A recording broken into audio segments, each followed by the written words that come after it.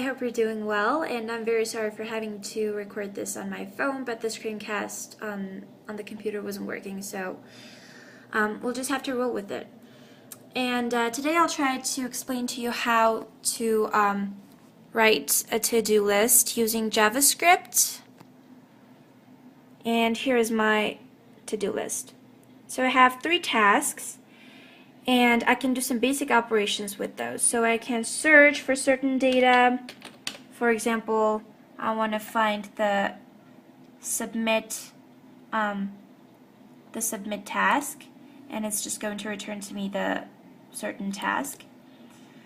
I can add tasks, for example, like task 1, and it's going to be on my list. And whenever I refresh the page, it's of course not disappearing.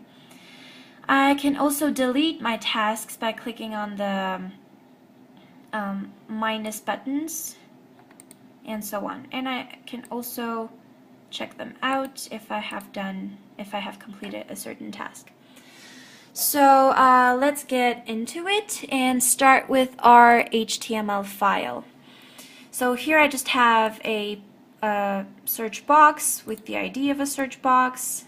So whenever I want to find something, I just write it into the box.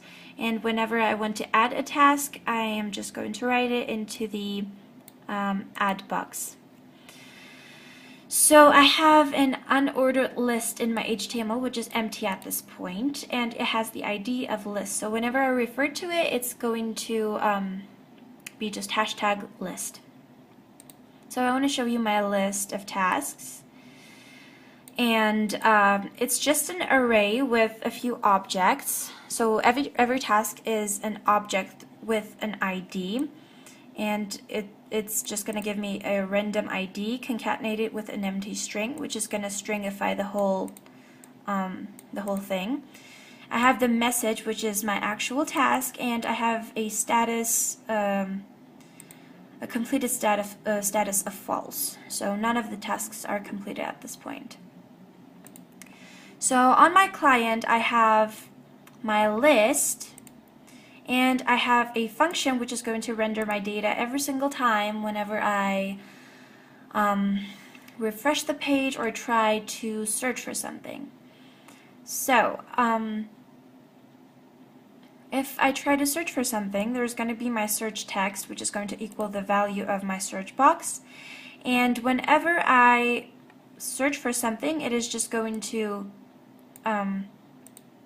set the search box value to an empty string. So I just don't want my search box to have like values, and I don't want to delete it every single time, basically. So in my Ajax function, my URL is going to be to-dos. My request type is going to be get, and I am expecting JSON data from my server. So in this case, the data is going to be the search text. So basically, it is going to send the search text to the server, and the server is going to give me the information back in a JSON. So the Ajax function is just going to automatically parse it. So in case of success, my inner HTML is going to be set to an empty string, and every single item of my tasks list is going to be called, let's say, a list item. So since I don't have anything in my list, in my unordered list in my HTML, this function is just going to append every single li to my unordered list.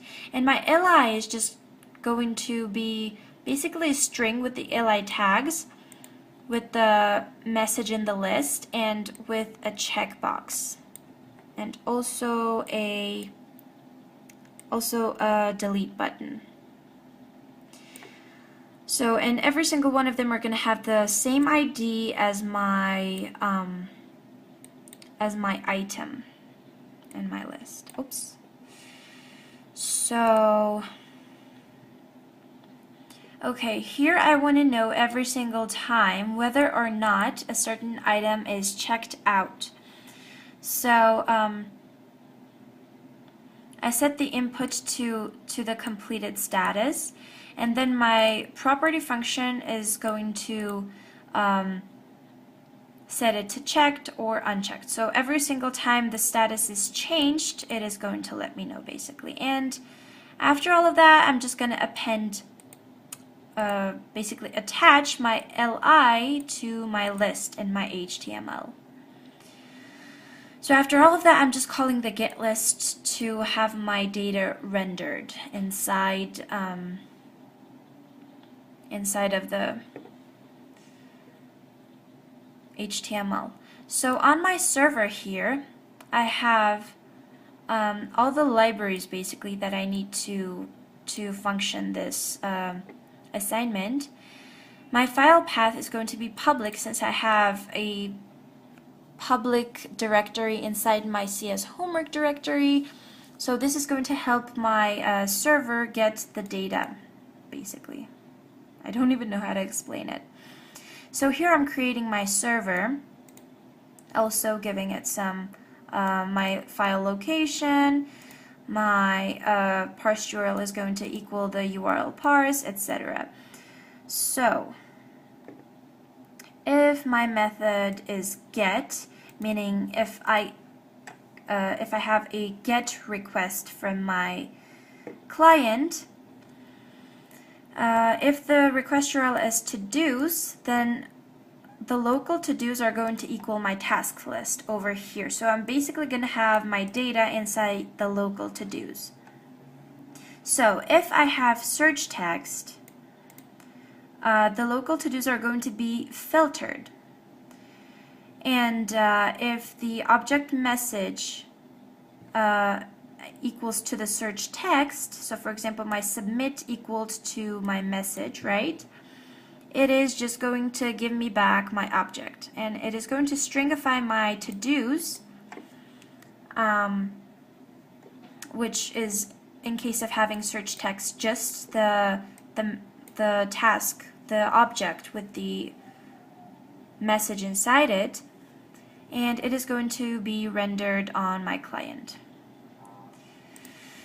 So let's go on. So whenever I click on the search button, it is going to render the list. So if I have search text inside my search box, it is just going to filter all my items in my array basically, and find whether or not any of the objects have a message that equals my search text. That's what it basically does.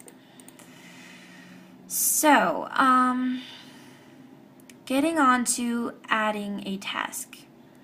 So whenever I click my add button, it is going to go on and run this function over here. So it is going to have a variable new task, which is going to equal whatever is in the add box.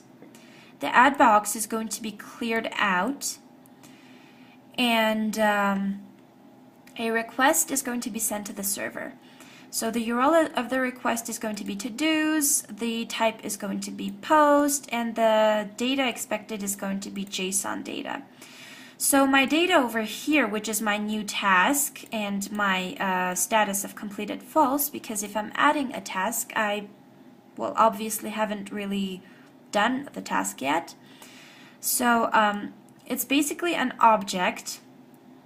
So here I'm stringifying the object and sending it to my server, and I'm expecting to get a response back.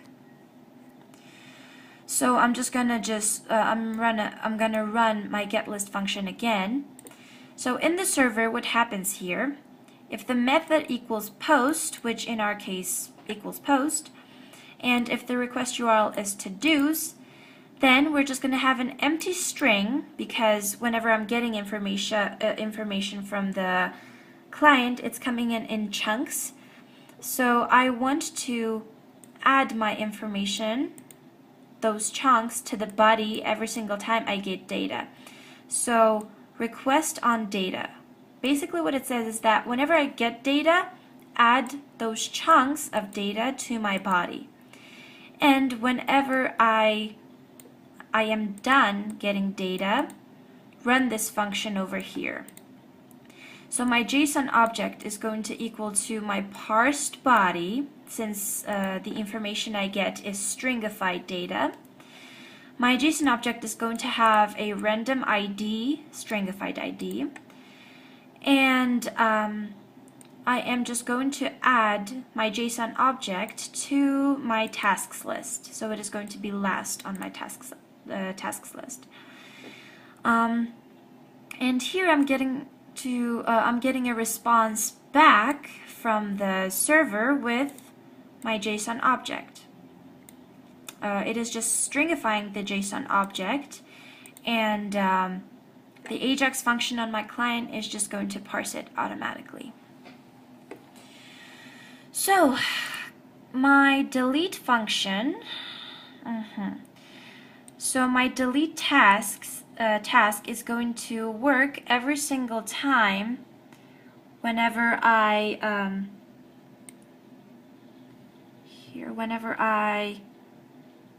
click on a delete button, and it is going to work with a certain ID of a certain task. So let's see how it works.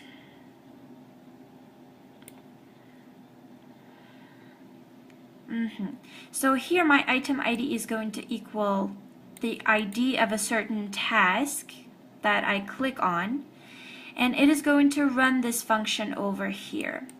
So my to-dos request is going to be to-dos concatenated with my ID, so the server knows which item to delete. The type is going to be delete, of course, and I'm just going to run the get function again. So here in my server, the method equals to delete. Of course it does in this case. And if the request equals to do's, then run this function over here. So I'm gonna have a variable ID, which is going to take the seventh